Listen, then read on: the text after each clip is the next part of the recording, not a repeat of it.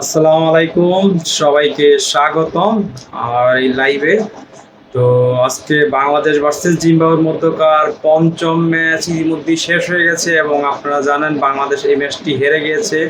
বাংলাদেশ টসে হেরে আজকে দিনের সকাল 10টা বাজে যে খেলাটি শুরু হয় সেখানে ব্যাটিংয়ের আমন্ত্রণ পায় এবং বাংলাদেশ আগে ব্যাটিং করে 157 রান করতে সমর্থ হয়। বাংলাদেশ উইকেট পতন হয়েছিল 6টি। সর্বোচ্চ রান করেছিলেন মাহমুদুল্লাহ রিয়াদ, তিনি করেছেন 54 রানে আউট হয়েছিলেন। দ্বিতীয় সর্বোচ্চ দলীয় অধিনায়ক শান্ত, তিনি 36 রান করেছেন। এছাড়া সাকিব আল হাসান 21 রান, জাকির আলী 24 রান। এই ছিল বাংলাদেশের ব্যাটিংয়ের আজকে উল্লেখযোগ্য।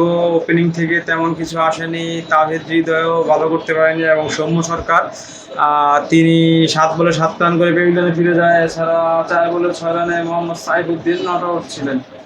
একটা থেকে আসে হচ্ছে 6 রান। আর পক্ষান্তরে যখন বাংলাদেশ বোলিং করতে আসে, বাংলাদেশ আজকে আসলে টোটাল হেরেছে ম্যাচটা বোলিং করতে এসে 18 ওভার 3 বলের মধ্যে সবগুলো রান দিয়ে দেয় এবং ওপেনিংয়ে যে প্যানের 2টি উইকেট পেয়েছিল বোলিং করে এবং ব্যাটিং করে 70 রান করতে পেরেছে 49 বল থেকে এবং তিনি আজকে ম্যান অফ দ্য ম্যাচ হয়। এছাড়া সিকান্দার রাজা পুরো সিরিজ জুড়ে ব্যর্থ ছিল, কিন্তু আজকে তিনি তার হাতে যে সেই ফর্মে ফিরেছে এবং তিনি 46 বলে 72 রান করেছে। তার হাতে যে মায়ের আছে বা বাংলাদেশকে এর আগে যে ওডিআই সিরিজ হারিয়েছিল জিম্বাবুয়ের মাটিতে, তো আজকে তার আরও একটি ব্যাটিং নৈপুণ্য দেখলো বাংলাদেশ এবং 18 ওভার 3 বলে ম্যাচটি জয়লাভ করে ফেললো এবং বাংলাদেশ হোয়াইট ওয়াশ থেকে বঞ্চিত হলো। 4-1 ব্যবধানে বাংলাদেশ সিরিজটি জিতলো এবং সান্ত্বনার একটি জয় জিম্বাবুয়ে পেল। জিম্বাবুয়ে সান্ত্বনার জয় পেলেও বাংলাদেশের আসলে এটা খুব বাজে একটা বোলিং ছিল, বিশেষ করে সাইফুদ্দিন বা শেখ মেহেদি, তারা খুব বাজে বোলিং করেছে। সাইফুদ্দিন 4 ওভার বল করে তিনি 55 রান দিয়েছে, একদম আইপিএল এর স্টাইলে রান দিয়েছেন তিনি। এটা আইপিএল না, মিরপুরের পিছে তিনি এই রান দিয়েছেন, তিনি কার্যত ম্যাচটা বাংলাদেশের হাত থেকে বের করে নিয়েছেন।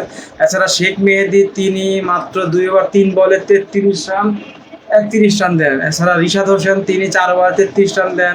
সাকিব আল হাসান খুব ভালো বোলিং করেছেন, তিনি 4 ওভারে 9 রান দিয়ে 1টি উইকেট পান। একদম খুব হিসাবি বোলার ছিল, আজকের দিনে সবচেয়ে কম রান দিয়েছেন। মোস্তাফিজ 3 ওভারে 18 রান এবং সৌম্য সরকার 1 ওভারে 10 রান দিয়েছেন। তো বাংলাদেশের আজকে যে মূল যে সমস্যা দেখা গিয়েছিল বোলিংয়ে, এই সিরিজে প্রত্যেকটা ম্যাচই তাসকিন আহমেদ খেলেছিল। আজকের ম্যাচটি তিনি ইনজুরির কারণে খেলতে পারেননি এবং বাংলাদেশ সেই জন্য ভুগেছে এবং ম্যাচটি হেরেছে, কারণ প্রথমেই ব্রেক থ্রু দিতে পারতো বা গত ম্যাচে বাংলাদেশ 101 থেকে 143 রানে অল আউট হয়ে যাওয়ার পরে কিন্তু বাংলাদেশ ম্যাচটা জয়লাভ করতে পারে, কারণ হচ্ছে বোলিংয়ে ভালো করেছে। আর আজকে 157 রান করেও ম্যাচটি জয়লাভ করতে পারেনি, কারণ বোলিংটাই আজকে মূল বাংলাদেশকে ভুগিয়েছে। বাংলাদেশে একজন পেসার কম খেলিয়েছে আজকে, তানজিম সাকিব খেলেনি। এছাড়া সাইফুদ্দিন কামব্যাক করেছে তার জায়গায়, আর শেখ মেহেদিকে তাসকিনের পরিবর্তনে নামিয়েছে, স্পিনার বেশি নিয়েছে।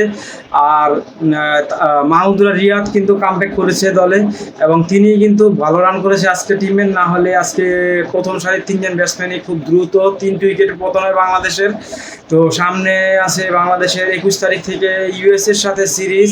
তো এর আগে কোনো খেলা নেই, বাংলাদেশ সামনে বিশ্বকাপ খেলার জন্য ইউএসএ যাবে এবং সেখানে 3টা টি-20 ম্যাচের সিরিজ খেলবে ইউএসএর সাথে 21, 23 এবং 25 তারিখে। তো বাংলাদেশের জন্য শুভকামনা। এবং আজকে যে ম্যাচ খেলা দেখলাম সেখানে বাংলাদেশের যে বোলিংয়ের কোনো ব্যালেন্স ছিল না, যার কারণে সৌম্য সরকারকে দিয়ে 1টি ওভার করাইতে হয়েছে এবং সাকিব একাই স্পিনে একটু টাইট দিয়েছে। রিশাদ বা কি বলে শেখ মেহেদি, তারা দুজনেই বোলিংয়ে কোনো চাপ তৈরি করতে পারেনি। আর এর আগের ম্যাচে কিন্তু বামহাতি বলার খেলেছিল, এই ম্যাচে বামহাতি বোলিংয়ের একটি ঘাটতি ছিল, যেহেতু জিম্বাবুয়ে টিমে ডানহাতি ব্যাটসম্যান অনেক, বা বেনেট আর সিকান্দার রাজা দুইজনই ডানহাতি, তারা শুধু সাকিবকে একটু সমীহ করে বাকি বলারদের কিন্তু ইচ্ছে মতো পানিশমেন্ট করেছে এবং বিশেষ করে 2জন বলার আজকে ম্যাচটা বাংলাদেশের হাত থেকে একদম বের করে নিতে সাহায্য করেছে এবং বাংলাদেশ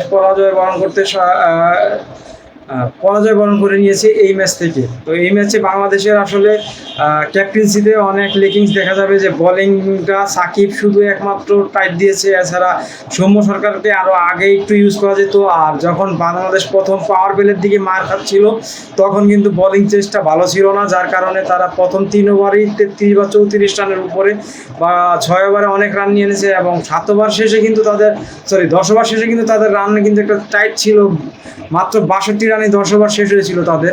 কিন্তু সেইখান থেকে বাংলাদেশ আবার লাস্ট 10 ওভারে এত পরিমাণ মার খেয়েছে, এবং বিশেষ করে সাকিব বাদে প্রত্যেকটা বলার এরকম মার খেয়েছে, যার কারণে বাংলাদেশ এই ম্যাচটা আর ধরতে পারেনি। আর সিকান্দার রাজা প্লাস বেনেট তারা দুজন খুব ভালো ব্যাটিং করেছে, যার কারণে আজকে জিম্বাবুয়ে ম্যাচটি জয়লাভ করেছে। তো কংগ্রেচুলেশন জিম্বাবুয়েকে, এবং বাংলাদেশকে কংগ্রেচুলেশন, কারণ সিরিজটি জয়লাভ করেছে। তবে এই ম্যাচে প্রচুর ব্যর্থতা ছিল, এবং এই সিরিজ জুড়েই আমি ছিলাম আপনাদের সাথে। সবাইকে ধন্যবাদ লাইভ দেখার জন্য এবং আমার ভিডিও দেখার জন্য, এবং পারলে শেয়ার করে দিবেন। আর বাংলাদেশের থেকে ভালো খেলার আশা করছি। নেক্সট যে সিরিজটা আছে ইউএসএর বিপক্ষে, সেই সিরিজটা বাংলাদেশ আশা করবো 3-0 জয়লাভ করবে, এবং বিশ্বকাপের জন্য ভালো প্রস্তুতি নেবে, এবং তাদের মাঠের কি আচরণ বা মাঠের কি অবস্থা সেটা বুঝতে সক্ষম হবে।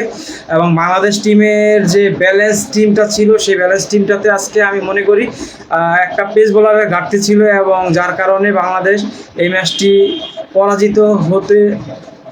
পরাজিত হয়েছে। এছাড়া কিন্তু পরাজয়ের আমি কোনো কারণ খুঁজে পাচ্ছি না, এবং সেই জায়গায় সাইফুদ্দিন তিনি প্রথম 3 ম্যাচে কিন্তু ভালো খেলেই 1 ম্যাচের জন্য রেস্ট দেওয়া ছিল, এবং দ্বিতীয় ম্যাচে কামব্যাক করে এসে তিনি ভালো খেলার বদলে, বা তিনি আজকে স্ট্রাইক বোলিং ছিলেন, যদিও 1 উইকেট পেয়েছেন, তিনিও 8 উইকেট পেয়েছেন। ম্যান অফ দ্য সিরিজ হয়েছেন তাসকিন আহমেদ 8 উইকেট নিয়ে।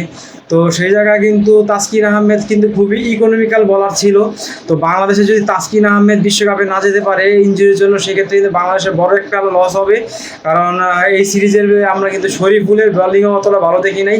মুস্তাফিজ কিছুটা চিপ বলার ছিল এই সিরিজে, তিনি আজকে 3 ওভারে 18 রান দিয়েছে, এবং এর আগের ম্যাচে ম্যান অফ দ্য ম্যাচ হয়েছিলেন।